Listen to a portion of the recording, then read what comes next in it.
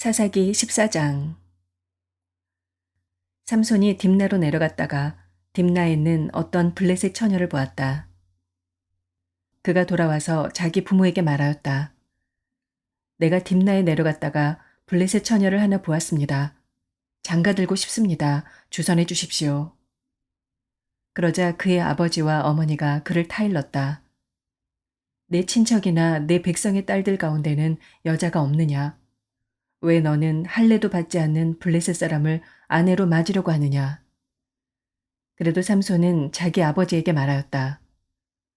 꼭 그 여자를 색시로 데려와 주십시오. 그 여자는 첫눈에 내 맘에 쏙 들었습니다. 그의 부모는 주님께서 블레셋 사람을 치실 계기를 삼으려고 이 일을 하시는 줄을 알지 못하였다. 그때 블레셋 사람이 이스라엘을 지배하고 있었다. 삼손이 부모와 함께 딥나로 내려가서 딥나에 있는 어떤 포도원에 이르렀다. 그런데 갑자기 어린 사자 한 마리가 으르렁거리며 그에게 달려들었다. 그때 주님의 영이 삼손에게 세 차례 내리덮쳤으므로 손에 아무것도 가진 것 없이 그 사자를 염소 새끼 찢듯이 찢어 죽였다. 그러나 그는 이 일을 부모에게 말하지 않았다. 그는 그 여자에게로 내려가 그와 이야기를 나누었다. 삼손은 그 여자를 무척 좋아하였다. 얼마 뒤에 삼손은 그 여자를 아내로 맞으러 그곳으로 다시 가다가 길을 벗어나 자기가 죽인 사자가 있는 데로 가보았더니 그 죽은 사자의 주검에 벌떼가 있고 꿀이 고여 있었다. 그는 손으로 꿀을 좀 떠다가 걸어가면서 먹고 부모에게도 가져다 주었으나 그 꿀이 사자의 주검에서 떠온 것이라고는 말하지 않았다. 그의 아버지는 사돈될 사람의 집으로 갔다. 삼손은 신랑들이 장가갈 때 하는 풍습을 따라서 거기에서 잔치를 베풀었다.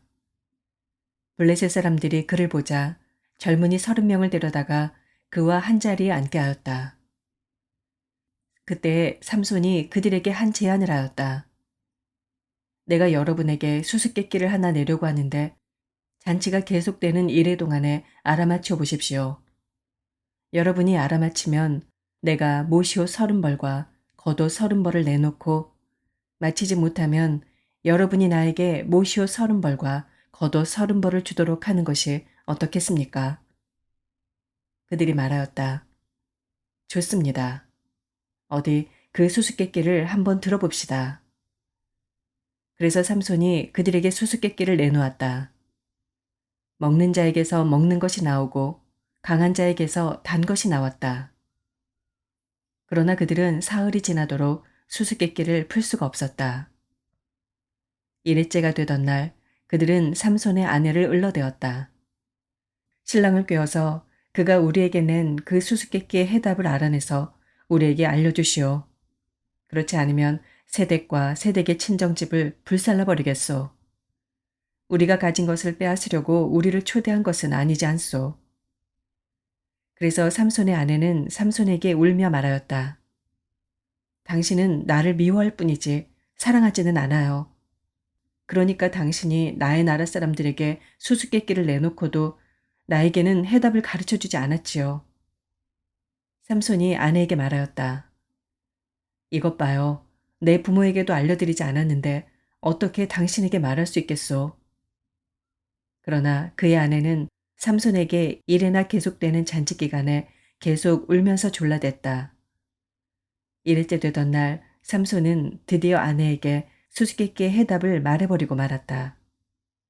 그러자 아내가 그 해답을 자기 동족 사람들에게 알려주었다. 이일째 되던 날 해가 지기 전에 그 성읍 사람들이 삼손에게 말하였다. 무엇이 꿀보다 더 달겠으며 무엇이 사자보다 더 강하겠느냐. 삼손이 그들에게 대답하였다. 나의 암소로 밭을 갈지 않았더라면 이 수수께끼 해답을 어찌 찾았으랴. 그때 주님의 영이 삼손에게 세차게 내리덮쳤다.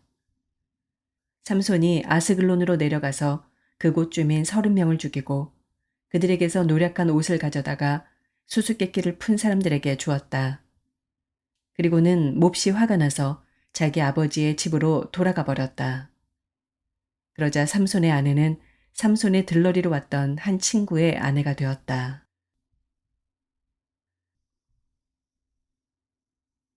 사도행전 18장. 그 뒤에 바울은 아테네를 떠나서 고린도로 갔다.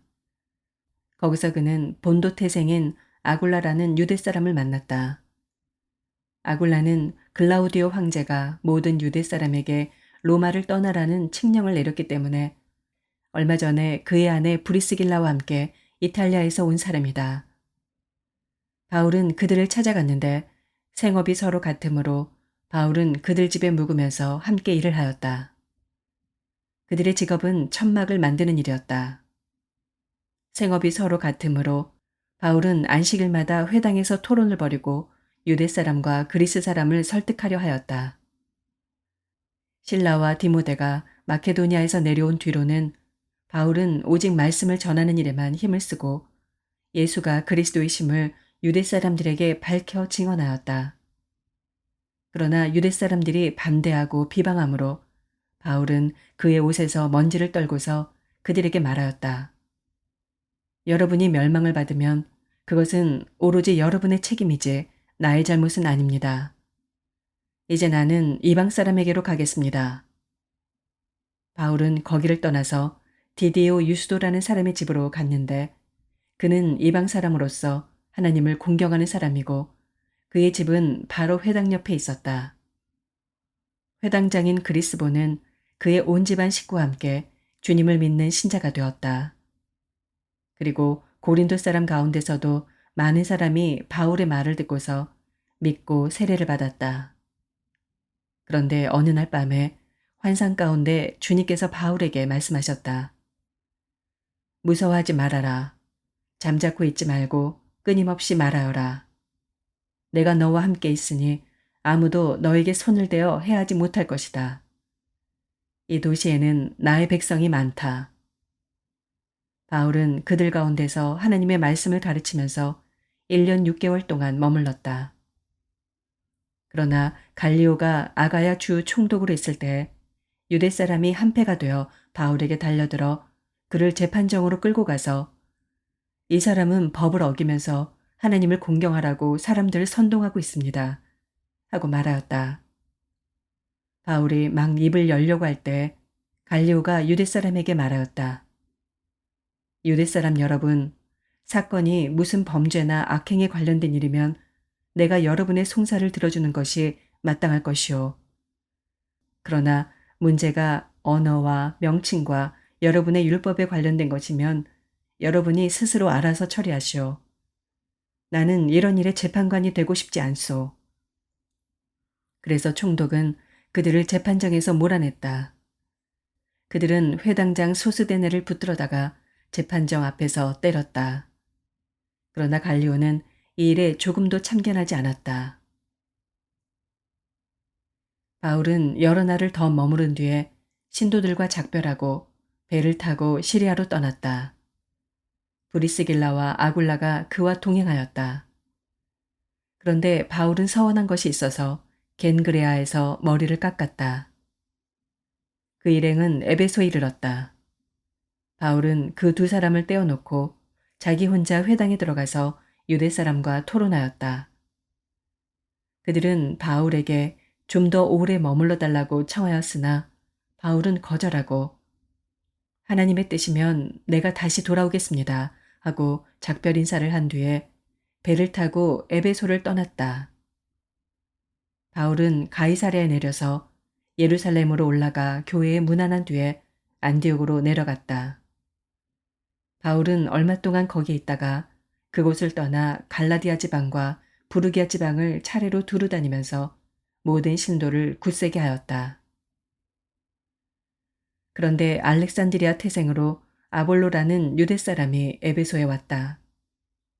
그는 말을 잘하고 성경에 능통한 사람이었다. 그는 이미 주님의 도를 배워서 알고 있었고 예수에 관한 일을 열심히 말하고 정확하게 가르쳤다.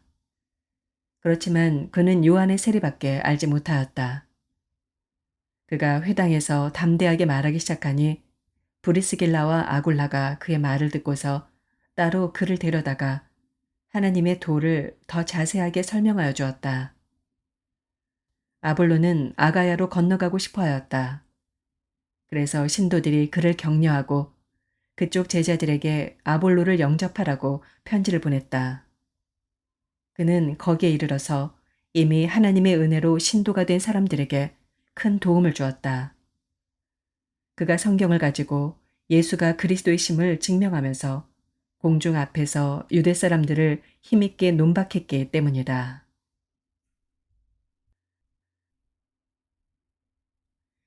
예레미야서 27장. 요시야의 아들 시드기야가 유다 왕이 되어 다스리기 시작할 무렵에 주님께서 예레미야에게 말씀하셨다. 주님께서 나에게 이렇게 말씀하셨다. 너는 나무 멍에들을 만들어 밧줄을 달고 그 멍에들을 내 목으로 메어다가 지금 유다 왕 시드기야를 만나려고 예루살렘에 와 있는 사절들에게 나누어 주어 그것들을 에돔 왕과 모압 왕과 암몬 사람의 왕과 두루 왕과 시돈 왕에게로 보내어라. 너는 또 그들에게 이렇게 명령하여 각자 상전에게 전하게 하여라. 나 만군의 주 이스라엘의 하나님이 말한다. 너희는 각자 상전에게 전하여라. 내가 큰 권능과 편팔로 이 땅을 만들고 이 땅 위에 있는 사람과 짐승도 만들었다. 그러므로 나의 눈에 드는 사람에게 이 땅을 맡기겠다.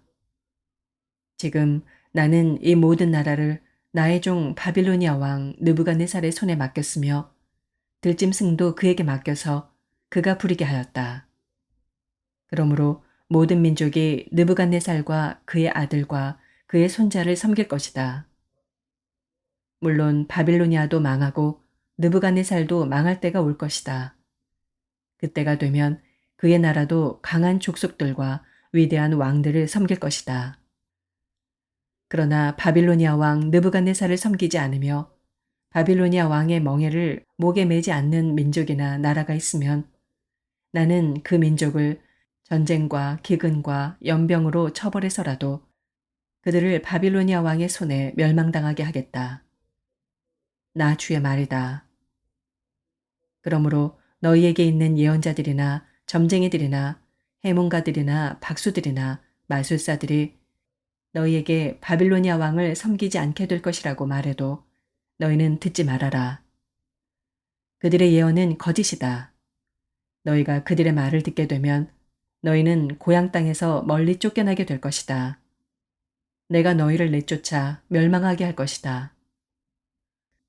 그러나 바빌로니아 왕의 멍에를 목에 메고 그를 섬기는 민족에게는 내가 고향 땅에 남아 농사를 지으며 그대로 살 수 있게 하겠다.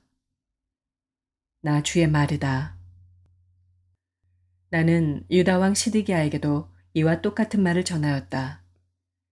여러분은 바빌로니아 왕의 멍에를 메고 그와 그의 백성을 섬겨서 살아남도록 하십시오. 주님께서 바빌로니아 왕을 섬기지 않는 백성은 전쟁과 기근과 연병으로 죽이겠다고 말씀하셨는데 어찌하여 임금님과 임금님의 백성은 그와 같이 죽으려고 하십니까? 그러므로 여러분에게 바빌로니아 왕을 섬기지 않게 될 것이라고 예언하는 자들의 말을 듣지 마십시오. 그들이 여러분에게 하는 예언은 거짓입니다. 주님께서는 이렇게 말씀하셨습니다. 나는 그들을 보내지 않았는데 그들은 거짓으로 내 이름을 팔아 예언한다.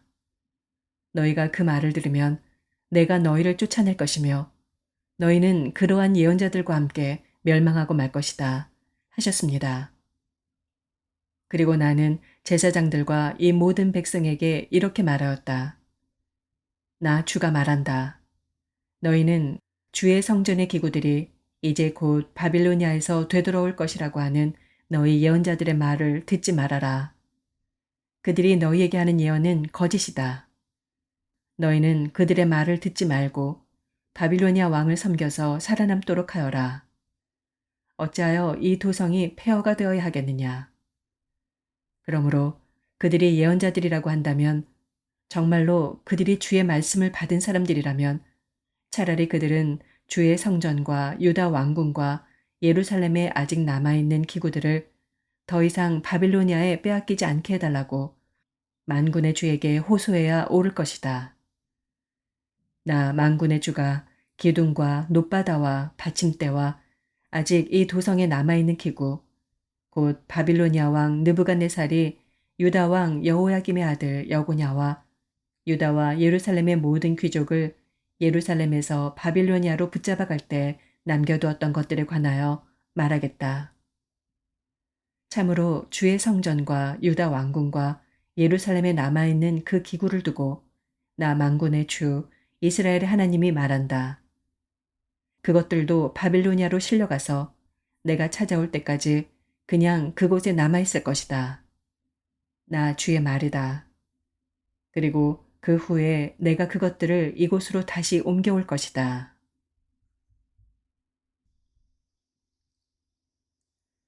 마가복음서 13장. 예수께서 성전을 떠나가실 때 제자들 가운데서 한 사람이 예수께 말하였다. 선생님, 보십시오. 얼마나 굉장한 돌입니까?